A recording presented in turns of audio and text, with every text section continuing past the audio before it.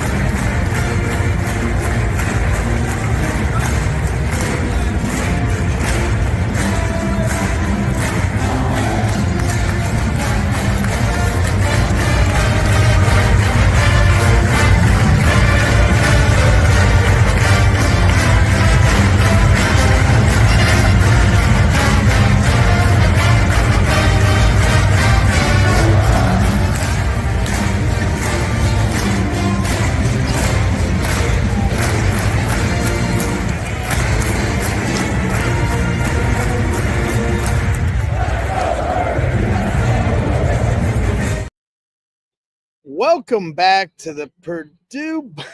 Welcome back to the Boilers in the Stands post-game show. I am your host, Kraig Jr. Alongside me, as always, is Joe Jackson, as I am currently trying to get my bearings. My first time back at Mackey Arena here this year, and to see the Purdue Boilermakers absolutely blow out the Michigan Wolverines, responding after a tough home loss here earlier this week to Ohio State. They could not have responded any more. Craig Bowers will be joining us here in just a little bit. He's talking with the players, Matt Painter, and everything else. So when he jumps on, we'll hear what he has to say and what he heard from the team.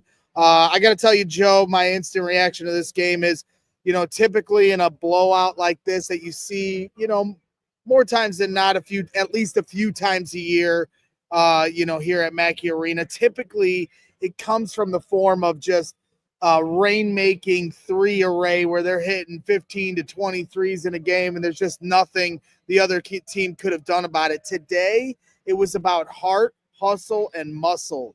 It was all the energy that we felt like they lacked against Ohio State. They came out and responded right away on a 13-2 run. Dusty May has to call a timeout immediately. They're getting to loose balls. They're getting to rebounds, the second chance points, the alley-oops, diving for balls, just making sure that they responded from, where it felt like they kind of sleepwalked through the second half of that game against the Buckeyes. Couldn't have responded any better. We'll get into all the different stats of the game and different things. Braden Smith, the maestro, just really in his bag. Talk about a response not only from the team, but from Braden Smith himself, where he had his worst game of the season, and then he says, no, that ain't going to happen again tonight. He comes out with intention and shows everybody why he is one of, if not the best point guard in the country. Joe Jackson, for you, what's your biggest takeaways? Yeah, I mean, I think we have to give credit where credit's due, and Purdue is now 1-0 with only 27-point wins when Braggs is in attendance. And I think you look at the game and right, like that's, there's a strong correlation there. That's all I'm going to say. First game back for Braggs in Mackey, and this is that's what right. happens. You see Fletcher Lawyer go like this after 1-3 rolls in the second half as everything starts to go their way. I know Scottie Pippen's son plays for Michigan, so I'm sure he was used to seeing the Jordan shrug. So I'm giving the Jordan shrug here tonight as I show up. And yes, blowout happens and Purdue plays some of their best basketball against a team that is not a pushover, Joe. I know Michigan's not like the best team in the country, but once again, when you talk about the 7-game winning streak, another team that they beat that you don't, take for granted. This is a good Michigan Wolverines team that they just absolutely handled. Yeah, and so now for like my more serious instant reaction is it starts with Braden Smith, right? I came on this post game show last game being like, hey, Braden Smith, you are too good. You are held to a different standard. You are an All-American. You are the best point guard in the country. You are one of the best players Matt Painter has ever coached. You are held to a different standard. You can't go, 3 of 14 or whatever it was that game, right? And he responded with one of his, if not his best game of the season. He's just racking up games like this. I bookmarked this tweet I can find it. It's OptaStats on Twitter. Braden Smith is the only D1 player this century, men or women, to record the following in a single game against an AP top 25 opponent: 20 plus points, 10 plus assists, 5 plus rebounds, 4 plus steals, 1 or fewer turnovers. Only player, men or women, in what is that? 25 years. He is special. He is an All-American. He is the best point guard in the country.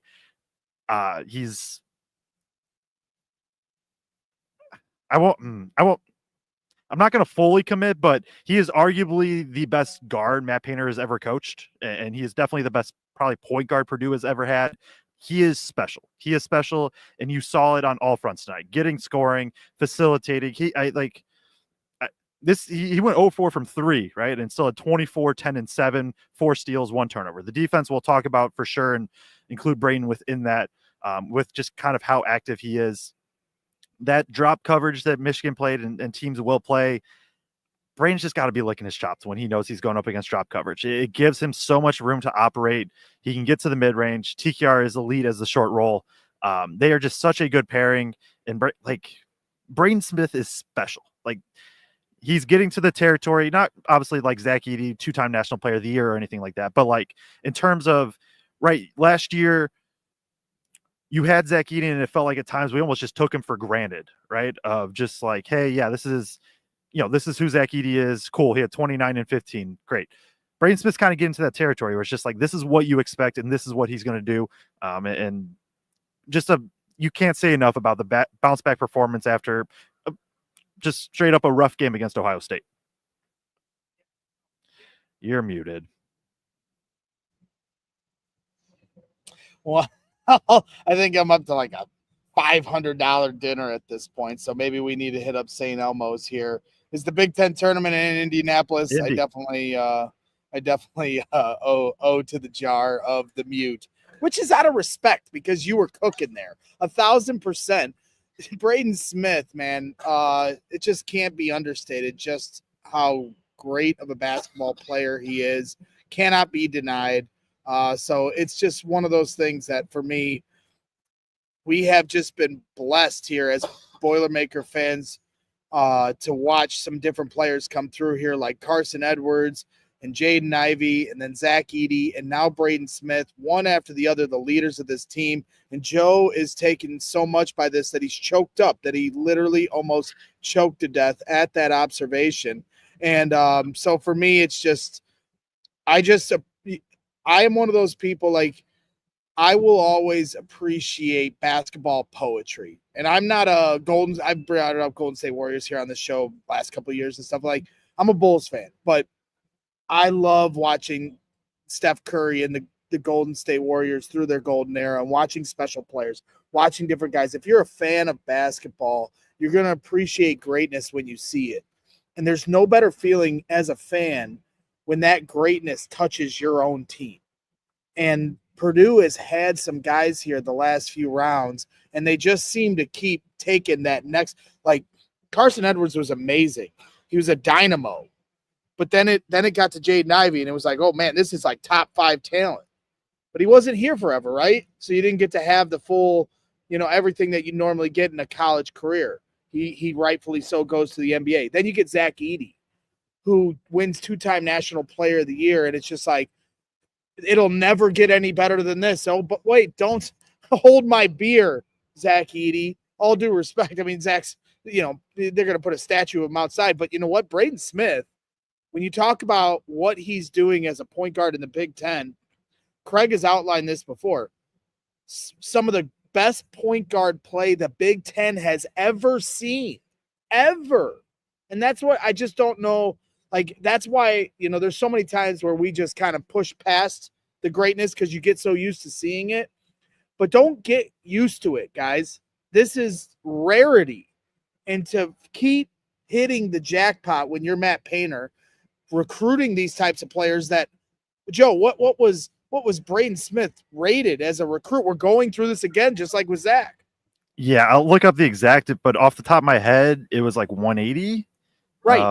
But and now you're talking about a potential All-American, and so we start the first 10 minutes of this show throwing flowers at the feet of Braden Smith, rightfully so, because there's so many times where we just move past the guy that, dominated the game and talk about the nuances because it's fun to not talk, to not talk about the obvious stuff. That's what the good post-game shows do. But sometimes you got to really hyper focus on the obvious so we don't lose sight of just how special what we're seeing out there is. And so, a lot of hyperbole here, a lot of, stuff, but it's justified. It is basketball poetry watching Braden Smith play basketball.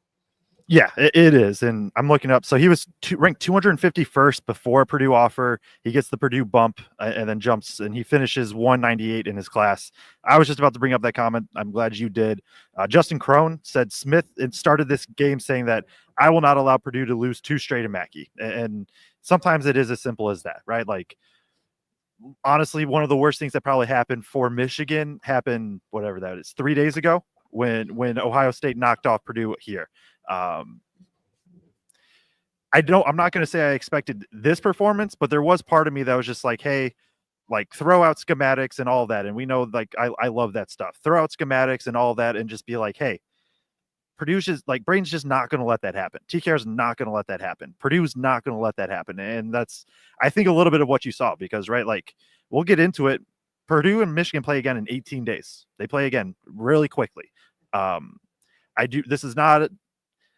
Purdue cannot just walk away from this and be like, oh yeah, we got Michigan for sure at Michigan too, because there's a lot of, like, in a 27-point game, obviously would have took a lot of different bounces, but there are some things still like to clean up and things like that, but still want to stay positive for at least a while because I mean, this is an insane performance and it's the defense, right? The offense was good, very good. Don't get me wrong.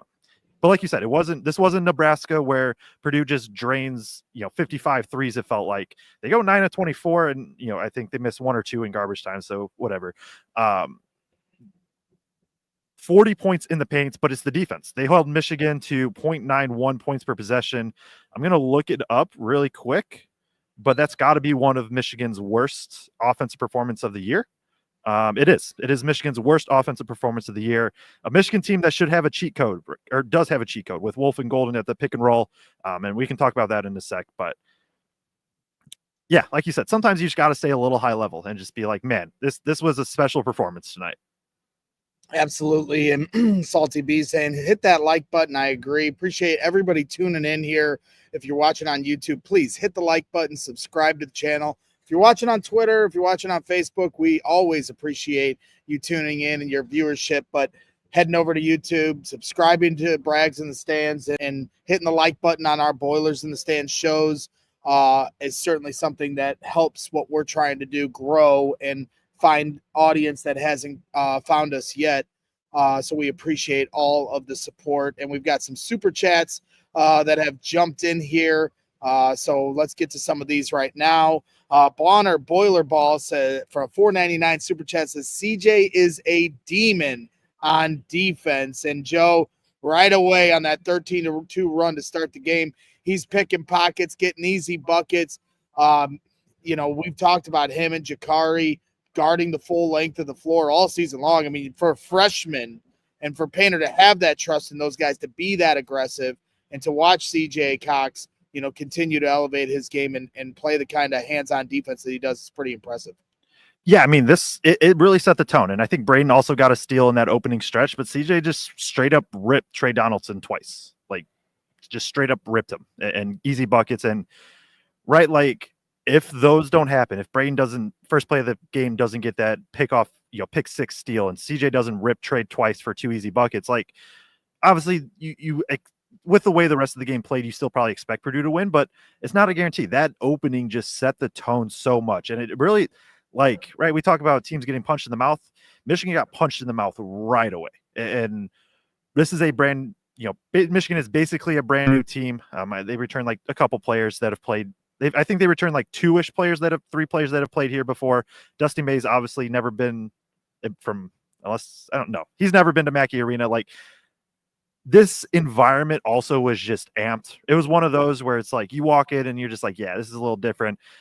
Paint crew was overflowing in right where they kind of, I don't actually know where the students go, but it's happened a couple times when I was there too, where it's like students are literally in the like stairwell and they have to get moved for like safety reasons and stuff.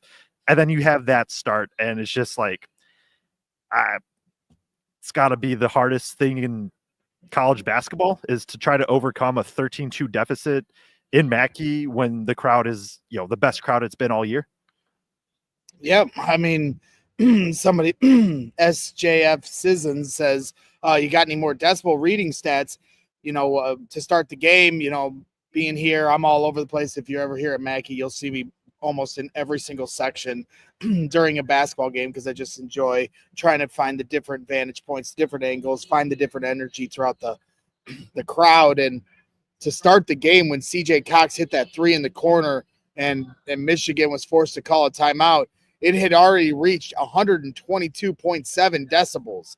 That was to start the game. Like, that's the kind of play that kind of decibel level is, probably the tops for the season. Like that's a moment where typically it's, later in the game, a huge bucket, but Purdue just hasn't really found themselves in too many back and forth affairs with 5 minutes to go. Obviously they fell on the short side of the Ohio State one the other night, but they just, right now, they're just blowing the doors off teams if they're not ready to get in the fight. So, you're almost like, man, because how it goes at the end of the year. You want a team to get tested a little bit because that's how it gets at the end of the year. So to have as many of those moments that you can test how you're going to do when it goes back and forth with 5 minutes, but beggars can't be choosers. I'll take the blowout wins. Don't get me wrong. I'm just making an observation that it's kind of unique that through this 9-game stretch now that they're not letting teams touch them in the second half.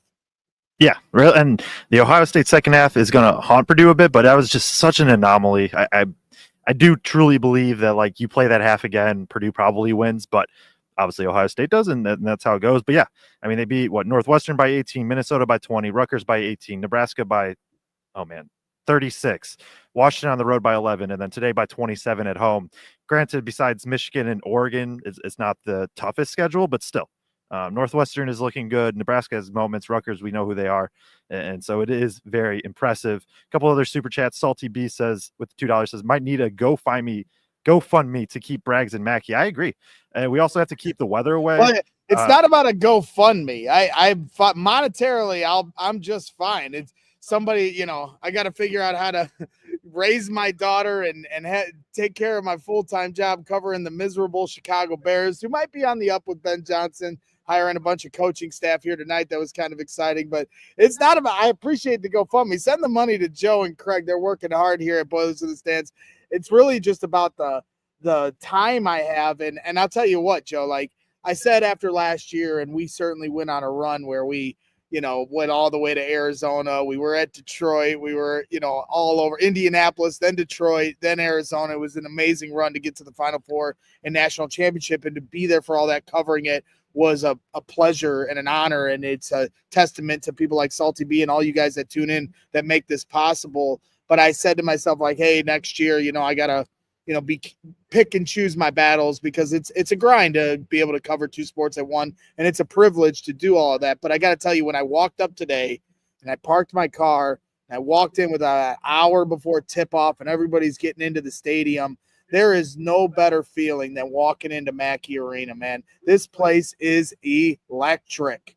And as a fan, this is the kind of environment you live for. And when you're a fan of the team, just like I talked about having a player like Braden Smith as a player on the team that you root for, to be able to come to an environment like this and say, this is our house, as it says behind me, that's real. And it's just one of those things. Then once you start coming, then you get the itch, you become addicted. For me, I don't care what's going on here going forward. If I'm in town, I'm going to be here, because once you get going and you get into the grind of covering this team, there's nothing you'd rather be than at Mackey Arena with these fans watching this team play basketball, because it's just a special thing. And for anyone that's never been here, it's something you have to make sure you do at some point if you are somebody that loves Purdue Boilermaker basketball. So appreciate you guys and all the support. But I won't be missing very many games unless I'm, out of town. But let's keep moving this thing along. Hit that like button. As I said, Andrew Short did have a $4.99 super chat in here. I think he forgot to put his text here, so I start his text where he said, "Love listening to you guys and sleepers every day. Gets me through my drives to work with your pre and post game work. Just need a merch shop." We actually do have a merch shop. Like, as you can see here, we have merch. We have shirts. We have sweaters. If you search on Google Brags and the Stands Teespring, you'll pull up our website where we have all sorts of merchandise. There's some Bears stuff in there because I cover the Bears. But we have hoodies, sweaters without the hoodie. We got T-shirts. We got mugs. We got stickers. So if that's something you're looking for, Andrew, there actually is a site for you. Go ahead, Joe. It also should be in the comments or like the description. I've stopped being lazy and I actually fixed the link for everyone now. I also just posted it in the chat. So okay, Speaking of merch, description. Yeah, go ahead. Speaking of merch, do you have something for me? Oh no, I don't. But I'll bring it for the IU game. Okay. And I've never let you down before. But Andrew Short does bring up the Sleepers media, and I know Greg Waddell from Sleepers is wearing this one. But I know he was giving some credit to Purdue. I saw him on Twitter talking about it, so it'll be fun to listen to them back when they get to doing their show here. So so Kraig will be joining us here in a little bit. Let's keep rolling things along. I did not bring Joe's sweatshirt, still sitting in my room. One day I'll be organized, but today is not that day. I want to get to plays of the game. My two favorite plays of the game for me to end the first half, the alley-oop, Braden Smith in transition to Caleb first. When you talk about everything that went wrong against Ohio State, Braden Smith had his worst game of the year, and Caleb first, since he's gotten back into the starting lineup, that was his worst showing since the lineup had changed. Well, they both responded in a big way. At one point, Caleb had a rebound where it looked like, Michigan had the rebound dead to rights. He patiently waited for the ball to get tipped back up in the air, grabbed it. There was another point where Braden fell out of bounds, saved it. There's Caleb first to go up and one. So that was probably my second favorite play. So for me, those were two that certainly stood out. It's just like one of those things where watching those guys bounce back, for me, those were definitely two of my top plays. I don't know about you, Joe. I mean, oh man, there's a few. The soccer play. I was going to start with that probably, where that was right. It was just whatever, late-ish in the first half where Purdue's already rolling. Lawyer kicks it off his foot, goes straight to Heidi, straight back to Lawyer, drills a three. That's obviously just a fun play to watch. I liked Braden's ISO against Wolf, where he gets the switch and just goes straight at him, gets all the way to the bucket. Right. And we'll Braden Smith's ability, right? He's not a huge ISO guy, but he has the ability now.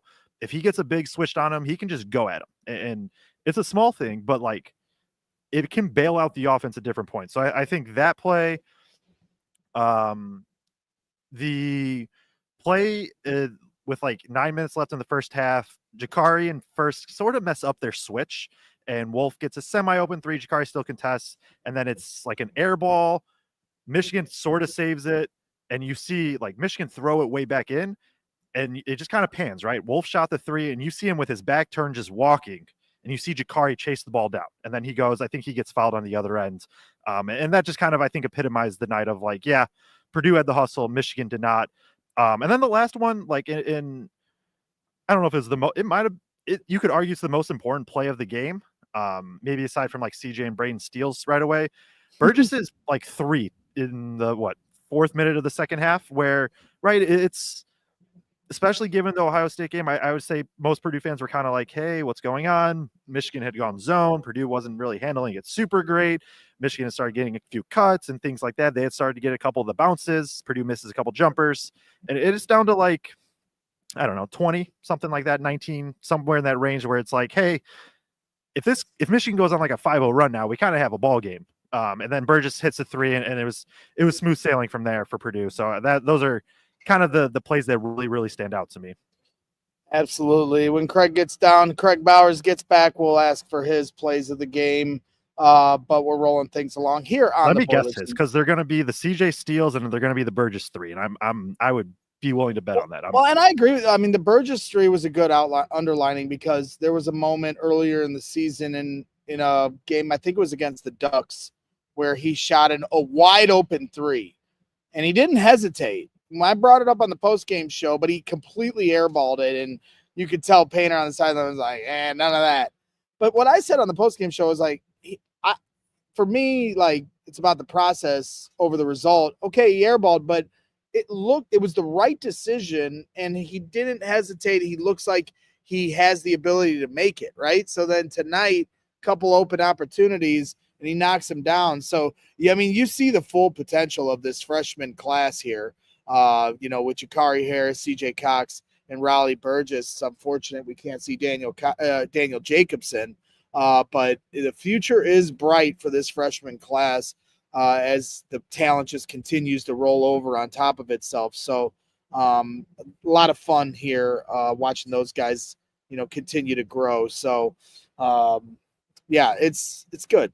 So I don't know where you want to take this next, Joe. Defense. I don't know if you got anything. Defense. I like it. We have really highlighted defense here through this winning streak. We talk so much about offense and all the fun plays, but you're right. The bedrock of this team having such a different look from November to right now is certainly happening on the defensive end. Yeah, and it's just been such a different defensive identity since January 1st. Now, whatever that is, 6-5, that's an 8-game sample size for Purdue, and maybe it's not the toughest opponents, but regardless, Bart Torvik, they are the 8th best defense in the country in that span. They are 8th in defensive turnover percentage. Imagine saying 2 months ago that Purdue was going, how many turnovers did they force tonight? 24? 22. Imagine 2 months ago saying, hey, yeah, Purdue's going to force 22 turnovers against Michigan. And yeah, Michigan has a 7-foot pick and roll that's been unstoppable, and Purdue's just not going to have issues with it because of their defensive pressure and their defensive identity. And that, you could argue that's their calling card right now. Like that's why, like, there was a stretch there during that difficult stretch in November and December where it's just like, yeah, the defense just isn't good. And that's just how it's going to be this year. And I do think Painter and company, right? It's not just Painter, but they need credit for changing their defensive philosophy, right? To start the year, you plan on having Jacobson kind of anchor the rim, and you plan on playing a little bit more conservatively, like how they have in the past. And they had such success with it with Edey, and you can go down the line with different bigs and Haas and all those bigs. And you plan on that with Jacobson. And then obviously he gets hurt in whatever that was, game 2. And you're kind of left with this rotation of bigs. It's like, well, none of them are really stepping up in this role. And you get blown out by Auburn. You get destroyed by Marquette and dominated by Penn State. You lose a close one at A&M. World's kind of falling. And they changed what they do, right? And we've talked about it on some post-game shows where, hey, now they are going to rotate a lot at the rim. They are going to force teams to take threes. They are going to try to pack the paint and protect the rim by committee, not just by an individual like they have the past few years. And now you put all that together and you combine it with Purdue just applying a ton of defensive pressure, right? There's some schematic stuff that we can talk about in the defense if we want, but like I do think the common theme is just the defensive pressure. CJ rips, twice. Braden Smith jumps a passing lane, gets a steal early. We can talk about that, but even just when Wolf had the ball, like first is up in his grill. If there's a screen, they switched it, and they're just physical both on Wolf and the roll, right? For anybody that follows me on Twitter, I watched every single Danny Wolf pick and roll because it's been such an anomaly. 2 7-footers, like if this is your first time watching Michigan, the pick and roll does not look like that. It has been so elite this year, and Purdue just won it by being physical and being able to pressure. And I just I really do credit Painter and the coaching staff for kind of reevaluating. Okay, it's not working how we're doing things. How can we best kind of suit the defense with our team? Because we know we have Purdue has one of the best 2-man duos in the entire country in Braden Smith and TKR. Offense is not an issue. What do we do to get better defensively? And they have absolutely done it. And now they did it against Oregon. They did it for the most part against Ohio State. They've obviously now done it against Michigan. It isn't just bad teams they're doing it against. It's whoever's in front of them. And it has been just crazy, crazy impressive to watch. Yeah, it absolutely has, as Kraig Bowers here joins the show. Andy Buck says, guard pressure, getting in passing lanes, and the Bigs' ability to switch has been a swarming defense. And I completely agree with that. They rotate so well, right? And Braden always seems to get that backside steal as they try to skip a pass. It's fun to watch, and very, very, very seldomly does teams, like tonight there was one point where it seemed like they were about to get a steal and Michigan made the right read underneath the hoop. Michigan got the layup. That was a really nice play, but it took a really, really nice play for them to break that defense down, because if they had made one mistake there, it was going to be another turnover the other way. 22 turnovers forced, and they just muddy everything up and make more than just those possessions really tough on opponents, and it certainly was tough on Michigan here tonight. We're going to take a quick timeout, and then we're going to let Kraig Bowers, give his instant reaction and everything that he heard from Matt Painter and the players underneath. Welcome to the program, my friend, but let's get our ducks in a row and give a shout out to our sponsors, if you don't mind, Mr. Bowers. Yes. I want to thank our sponsor for tonight, Michelle Rainey. She's a Purdue graduate and Lafayette resident since 1999. Michelle Rainey has 10 years of full-time experience working with buyers, sellers, and real estate investors in the greater Lafayette area and many surrounding areas. If you need to buy, sell, invest, or even relocate, call Michelle to schedule an appointment to see how she can help you accomplish the real estate goals you have. Your home or creating an investment portfolio will likely be the most expensive transactions of your life. Have the experts with Rainey & Company at Keller Williams on your side and let Michelle navigate this process to make it easy. Call or text 765-532-3415. And we appreciate Michelle Rainey, as always, here for her support to the program here on the Boilers in the Stands post-game show. Make sure you're hitting that like button for Kraig Bowers, as he's been working hard here all day. He got here real early, Joe. So I know he was fired up for this matchup. I was here early. Okay, well, maybe it was Joe. I thought it was Kraig. I saw Kraig texting about what time tip-off was at 10 a.m., so I know he was dialed up for this one. We all were, the fans were, and certainly Kraig, the team was, to try to bounce back from a tough loss at home to Ohio State the other day, and man, did they do that in a big way. Yeah, and first of all, I got to say, I was so amped up for the game. I literally walked out of my house without any of my gear. I don't have my headphones. I don't have my mic. I don't have anything. All I brought with me were my laptop, and was all the way down here in the basement of Mackey before I realized I had forgotten it all. So I apologize that my audio quality isn't as good No, as you normal. sound great. You sound great. You look great. All right. Well, you can't see my beautiful bald face in HD quality either, but that's okay.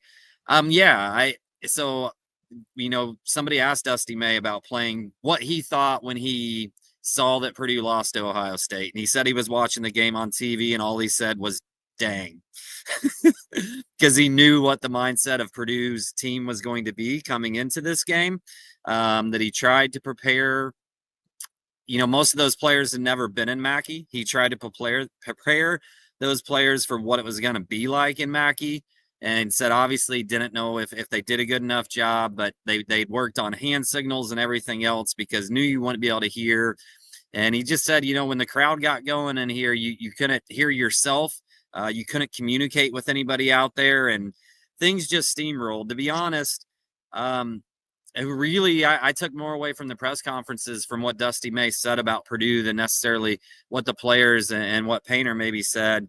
His opening credit was to Caleb First and CJ Cox. Now, when Braden Smith has the game he had, Fletcher Lawyer and TKR have the game they have offensively, that may come as a shock to some people. But he immediately said, I thought Caleb First did an excellent job getting them a few extra possessions right out of the gate. And he said, CJ's on-ball pressure just set the tone for what Purdue wanted to do right from the jump, and they never responded and matched that.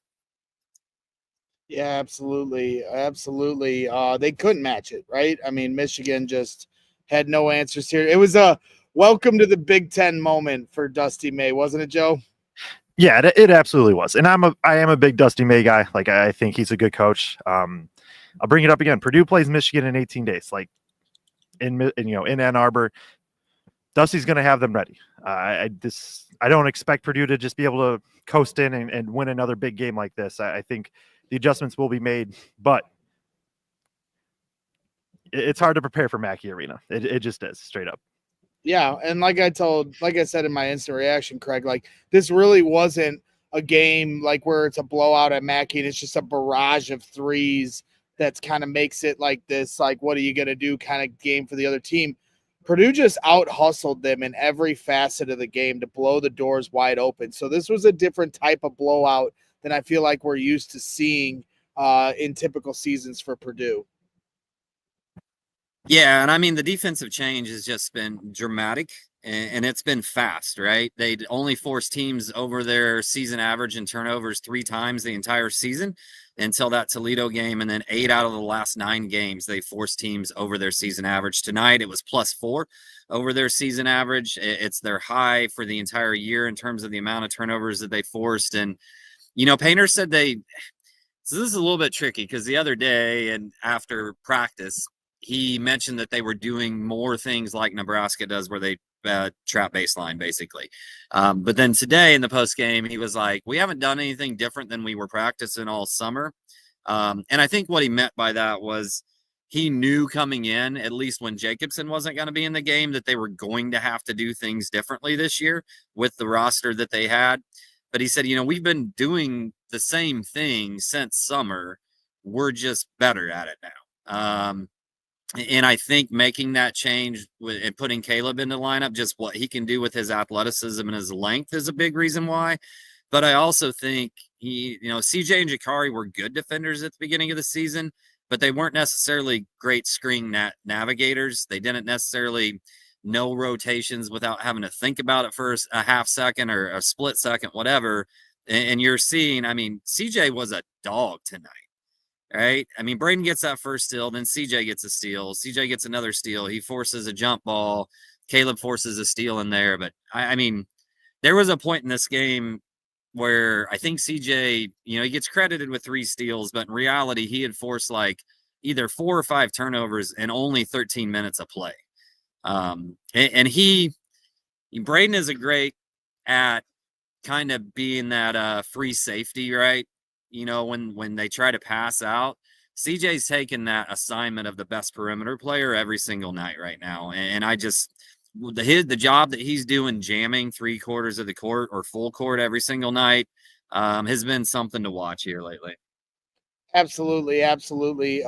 So we've been talking we're throwing a lot of pleasantries to the team, rightfully so, and Braden Smith and the defense and the way these guys bounce back.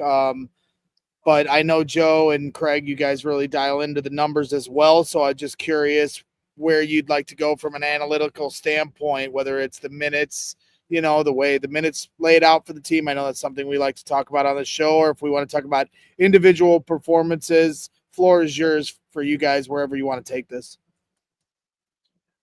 Does this qualify as big game Fletch? 18 points, 5 of 10 from 3, 3 rebounds and assists. Big game Fletch is like 20 points or more, I feel like he's had 27 more in in a like few games. I feel like his big game, it's like the Tennessee's and what was it, Arizona, where it's like a really close game too. So okay, this probably doesn't count, but regardless, I mean, it was a bounce back-ish game, at least from 3 for Fletch. I mean, he was 1 for his last 6. We don't expect that to hold. He's shooting 46% from 3 on the year, 44 in Big Ten play. He goes 5 of 10. Got a few kickouts too. Credit first. Credit. I think maybe Burgess got one in there as well. But yeah, Fletch did what Fletch does, and that's exactly what you need from him in a game like this tonight. I don't know. I just keep everything I keep right because we haven't talked about TKR at all, and he was 15 points on 7 of 12 shooting. Like against what should be a tougher matchup in Golden and Wolf. But I just keep going back to the defense. Like first was awesome defensively. He was so good defensively. Yep. TKR was physical, and I thought he was better than I expected. Truthfully, I was concerned with his matchup on Golden. And I know Purdue traps double, baseline and things like that in the post, but still, I thought he did a good job. And you can kind of just say that about everybody defensively. It was just a really impressive defensive performance. Kraig, if you want to get into some specific players, we definitely can do that. Did you guys see TKR's quote about defending the 4-5 pick and roll? I did. That I put up. Yeah. I don't love it. So they asked him. They asked about TKR about guarding that 4-5 pick and roll, and he said, "I'm not sure why it gave a lot of teams a lot of problems, but we did a good job. We just switched it." Yeah. Joe spent an entire show on a podcast before this, not our show, but on somebody else's show, where all they did was basically talk about that pick and roll action and how to defend it and everything else. And we were so worried about it in our pregame show. Ant Wright talks about it being so unique and so unstoppable. And TKR and Caleb were just like, "Nah, we're good. We good. We'll just switch it and you're not going to do anything on us." Yeah. It's so much fun. Like to be able to first, like I said to Joe earlier, Kraig, like first game back to be able to feel the vibes walking in. It's electric walking in here. Typically I get here like before any of the fans are here. Today I got here about an hour before tip, so I walked in with the fans. The concourse is filled with people. You got Brad Miller here. You got recruits that are in the stands. You got all the people underneath. Like, it's just one of those things. It's a special place, and when you have a night like this, it just really puts a spotlight on just how special Purdue Boilermakers basketball is. So, this was probably the best environment of the year, Joe. I mean, either this or Alabama, but it just feels different when it's a Big Ten game against a team that like you're competing for a championship, So this probably felt like the best environment of the entire year. So, Greg, you picked a good one to come to. Say that much. Yeah, Ben Johnson is, making my life a little better here. Earlier in the week, finally got our head coaching answer, and then he kept me from Mackey because of the hiring, the night of the Ohio State game. So I guess I'm not too upset as far as in terms of the outcome. And then, so I'm delayed for my first start here on Mackey. But it isn't about me. It's about the Boilers.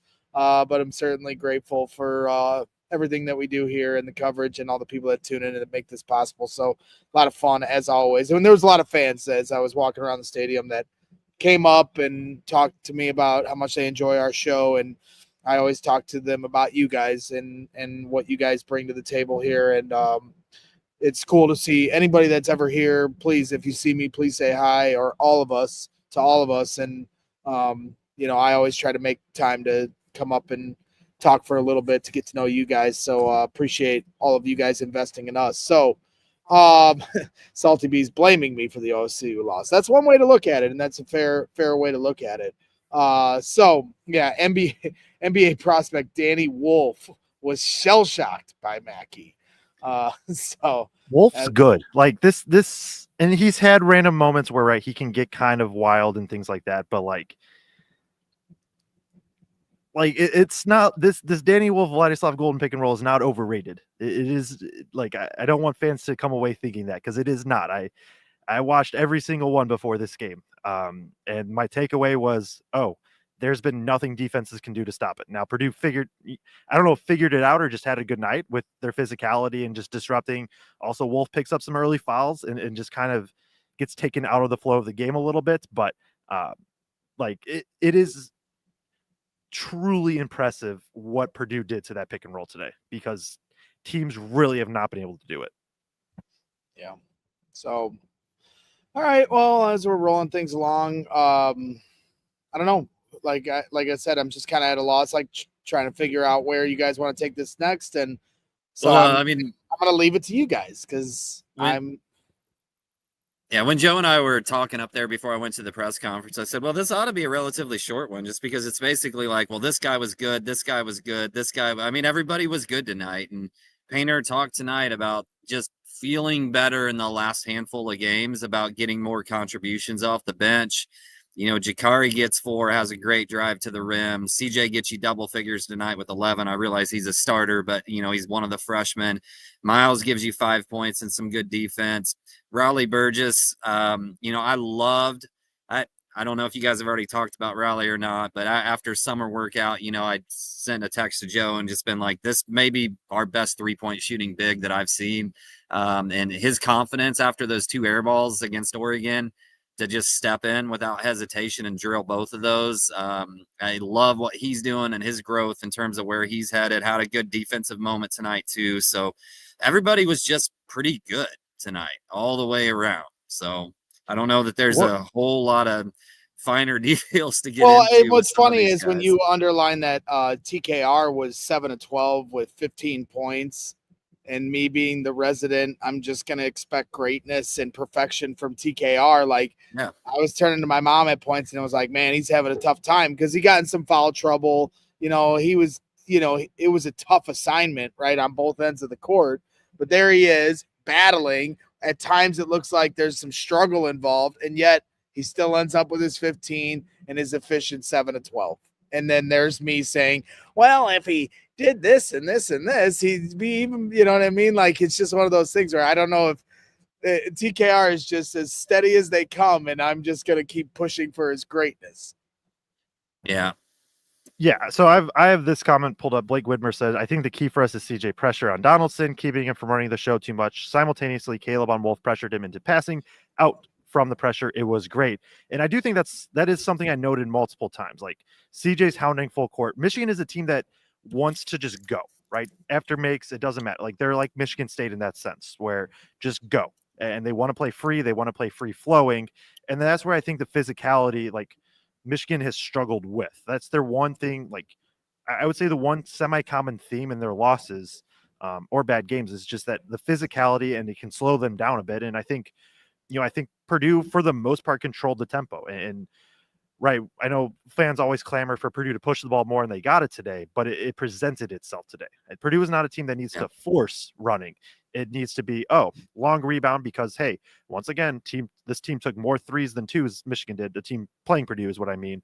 That can lead to longer rebounds. Purdue's grabbing them and going, and you can get looks from there. And then on the other end, CJ did a great job jamming full court. I also thought Colvin was really good jamming full court a few times. There was a few times I was just like, oh yeah, like that made Michigan basically walk up the ball. So shout out Blake, because I wanted to bring that up. I think that was something that, right, if we're getting into some of the details, is a detail that I think is important, especially as we look, right, I'll bring it up for the third time. They play again in 18 days. It's not much time. So there are the little things like that. If there's one negative at some point I want to talk about, and we can do it now, we can wait. We don't have to, but there's just one. Well, real quick. Yeah, I was just going to chime in that the Painter actually brought that point up in the press conference, that Michigan got into their stuff, but that CJ or whoever was jamming really did a good job of disrupting it, so they didn't get into it with flow. They didn't get into it easily. They didn't get into it like they normally do. So just that disrupting that process really helped them out. Go ahead and jump into that, Joe. And then David, we accidentally started a new segment, essentially, Greg, where we all give our favorite play, and we got people calling for it in the chat. So after you do your thing, well, we've already given away our favorite play. But it's the comment says Kraig's top play. So David has definitely been tuned in, knows that Braggs and I have already given ours, and wants to get Kraig's as well. So we can get to that in a sec. Get it. Get it right. No, you do yours first, then we'll finish on a good note. Yeah. And I only bring this up because, right, the quick turnaround. I don't have to say it again. When Michigan was able to get downhill or get in the post, right, Purdue is trapping, and Purdue is sending a lot of help. That's what their theme has been for the past 10 games. I thought there was a few spots, especially in that first half, and you saw some in the second half, and maybe Purdue's, not necessarily taking the foot off the pedal, but it's weird playing in a 25-point blowout in the second half. So I'll give them that. But there was a few times I thought Michigan did a really good job of like splitting the post trap because the trap wasn't tight enough, and then cutting. And when we preview the next show, that is something I will bring up again. Like Michigan, I thought cut pretty well, and I thought Purdue, there was times right where it felt like if Purdue wasn't forcing a turnover, which they forced an insane number of turnovers, Michigan was getting some decent looks just based off of cutting, and Purdue kind of losing guys on like that backside rotation. Also missing some open threes, right? Like if I'm going to put on like the pessimist hat for a second, right? It's that, hey, Michigan like missed a bunch of open threes and they had some really good cuts. And like, if they just don't turn the ball over, maybe this is a completely different game. Obviously it's a big what if and things like that. And that didn't happen, but that is kind of the one thing that stood out of like, oh, Michigan's kind of getting looks out of this. So that's just something I'm starring. We'll talk about it then on the preview. But another real quick, and another thing that like kind of I thought about, and I kind of touched on it a little bit, just the way they're blowing teams out, and that allows them to play with this kind of freestyle looseness where Braden Smith is just kind of the maestro figuring out what he's going to do behind the back, kick to the outside, jack up a three early in the shot clock. Like they feel when they're feeling themselves, they're kind of having an allowance to play loose and free and kind of do whatever they want, even if it goes against the grain of what we're used to seeing in a Matt Painter system. And so that being said, like how many games this year have there really been down to the wire? I'm so used to seeing this team have to play back and forth games at the end where Matt Painter gets into his bag of, offense, defense switch, timeouts, strategy, inbounds plays, all these little things, really being deliberate with your sets and understanding what you're going to run. And like, for me, like when you look at what happened in the Ohio State game, when things start to tighten up and their identity is this, let Braden kind of create and do these things. Like, I just am curious how you're able to balance that type of play when you're in a nail biter where possessions become paramount, because there was a few times tonight where they were being very loose with the basketball, but it doesn't matter because they're up 25 points, and that's cool. That's fun to watch, but is that really going to help them when they're in the dog fights when we get to the end of the season? Yeah, and I do think that's fair because, right, I just looked, I would say they've been in 6 close games really this whole year. But also at the same time, I do trust Braden to like know the moment and understand when that's okay, when that's not. But right, we've seen Purdue in 6 close games by my counts. They're probably like 3, they're like 4-2 or something like that in those games. So they've still found success, but yeah, they probably haven't been as battle tested as some years, and I do think that's fair. So am I nitpicking, Kraig? Yeah. Oh. Yes. I saw you rolling your eyes, so I just figured I'd give you the floor to make fun of me for that observation. I mean, yeah, no, you are nitpicking. I mean, there are times, right? Like there was a couple of passes starting that first half where I'm like, is it that time yet, Braden? Because like we saw what happened in the last game when they came out a little lackadaisical in the second half. But I think he mostly knows time and place of when to do those things, and that was almost a special play. Yeah, for sure. And that's another testament to them. They were up 16 against Ohio State, and they let Ohio State not just come back, but come back and smack them in the mouth and beat them at their own house. Tonight, they did not give that opportunity at any moment. Like you said, big shots at the end of the first half to make sure that was a certainty, Joe. But like overall, just kept stepping on their throats and continuing to play confident. And, like you said, everybody had a big night. So, Kraig, your play or plays of the day, the floor is yours. I got to know what your two were so I don't use the same one. Well, you're allowed to. I mean, I said for me, how about you just say yours, Kraig, and then we'll just say if we did or not. You can add more if you want. Okay, fine. So I thought Purdue was obviously awesome offensively. They end up at like 1.39 points per possession or something like that tonight on the night. At one point, they were like 1.65 points per possession in that first half. But I can't get over the change in this team defensively.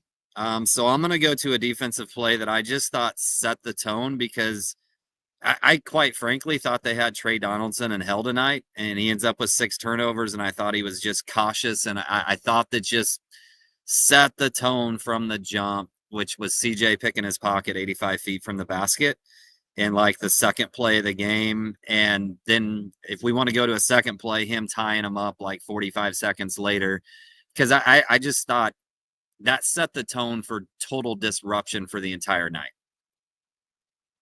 All right. Going outside the box. I like it. I called that, by the way. Wow. There's one other I figured you'd say as well, but we did our plays, and then I was like, Craig's gonna say his were CJ steals and then Burgess's 3. I'm not, the Burgess's threes were cool, but in terms of the context of the game, right? In terms of the context of the game, that second one stopped Michigan's. Yeah, that's run. true.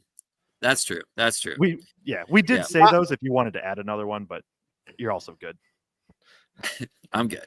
I mean, I figured somebody gave one of the special Braden Smith plays already, and like I had the Caleb first alley-oop to end the first half. Yeah. I loved that.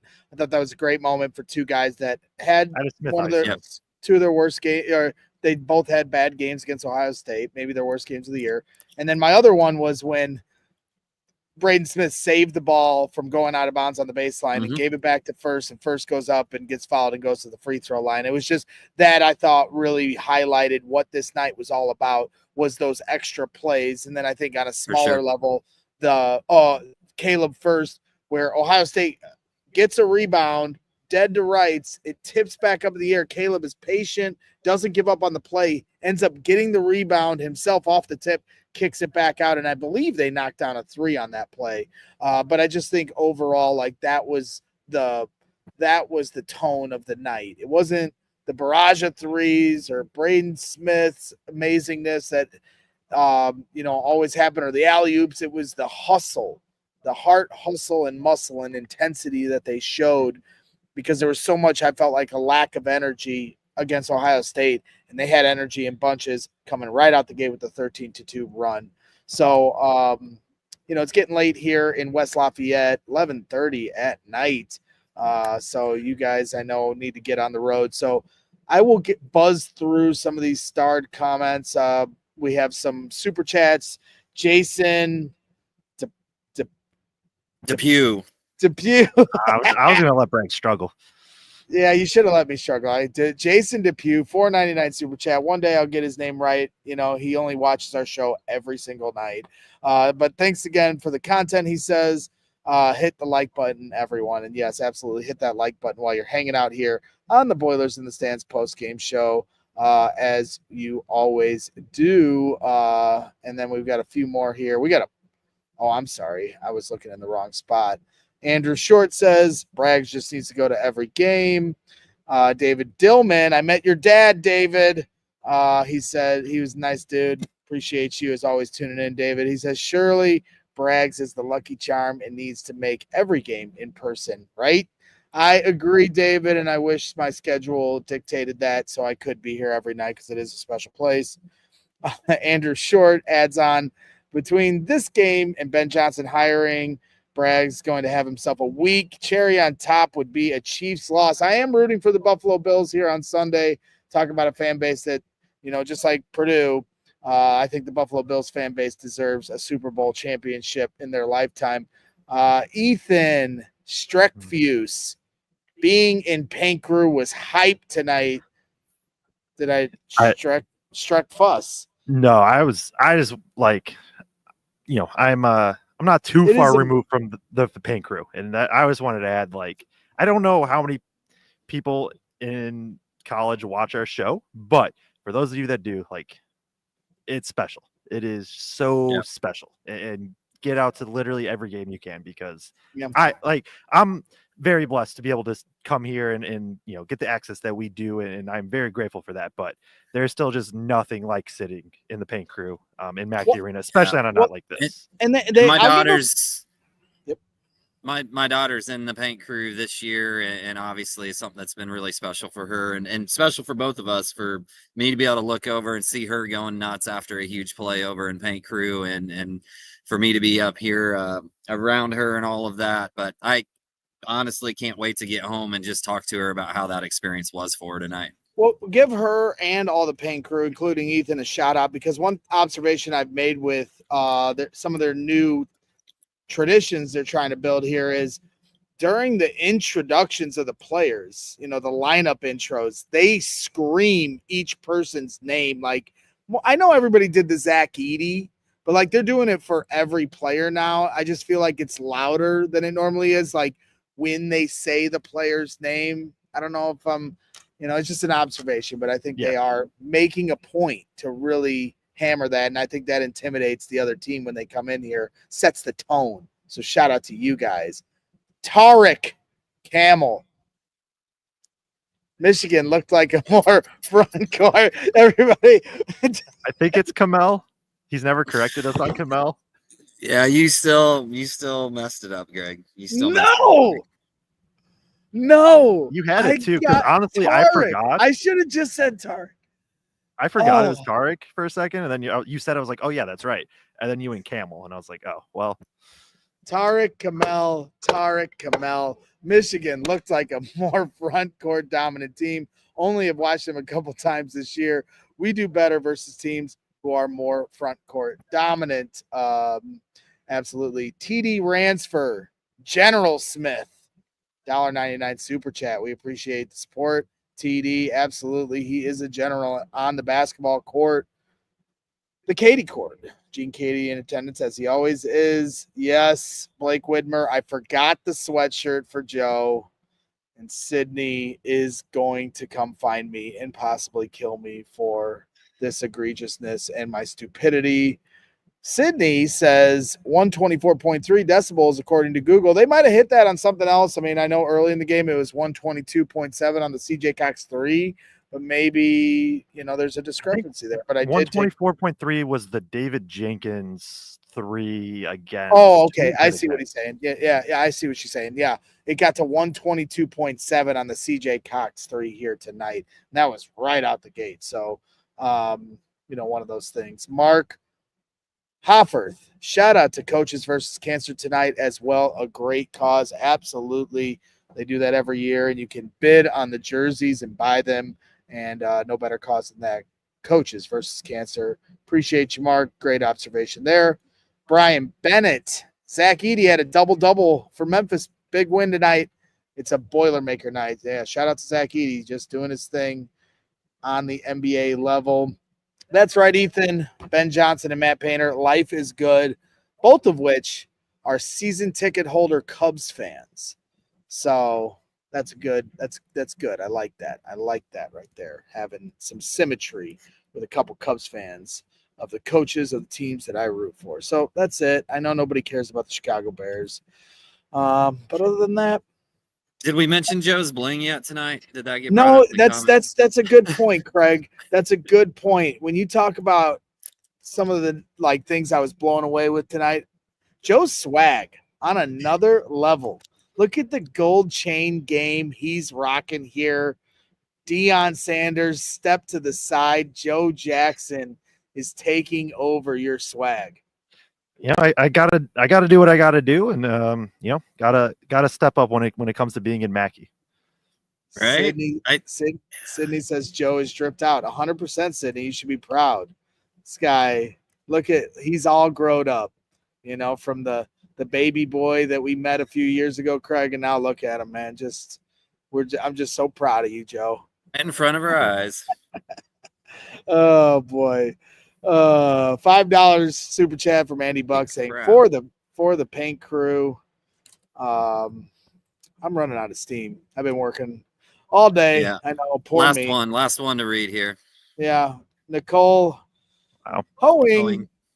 Braden's jersey bid is currently over $5,000 with 25 minutes left. That's insane.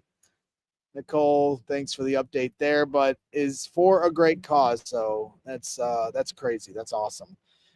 Salty B says, good night, all. Great show, great game. We appreciate you tuning in all night long here. Salty B, appreciate you guys. So that's it. Preview show on Monday with Tonsoni. Joe, I talked to him in there. 5 o'clock, good for you? Yeah. Okay. I should. We're going live on. We didn't ask you, Greg. We're going live on that one. I'm just kidding, Greg. You can join us for the. We'll see you later, ladies. Join us for the IU. You can join us for the IU preview with Tonsoni. But I think we're doing that one live, right, Joe? Not recorded. Sure. Yeah. Sure. Yeah, we got to go live. And I talked to Bobby Riddell. I talked to Bobby too.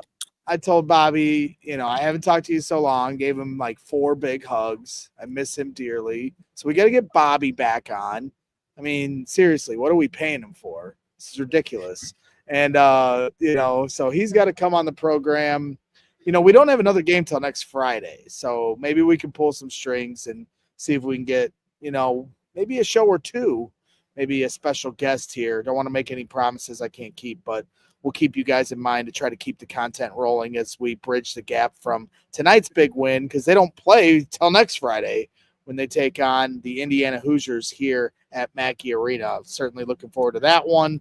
We'll be here, and make sure you say hi if you are here, if you're lucky enough to be one of the fans in the stands for that big rivalry. So that wraps things up for tonight. Kraig puts the hat on. That means it is a cue for us to exit so we can all get on the road and get to our humble abode. So we appreciate everybody tuning in. Shout out to Kraig Bowers and Joe Jackson for their outstanding coverage as always. And shout out to all of you guys for tuning in to the program. So hit that like button, subscribe to the channel if you haven't already. Stay tuned for updates on shows coming up next week. Enjoy your weekend, ladies and gentlemen. The Purdue Boilermakers get back on track and a big blowout win against the Michigan Wolverines. So we'll see you. And always, Boiler up.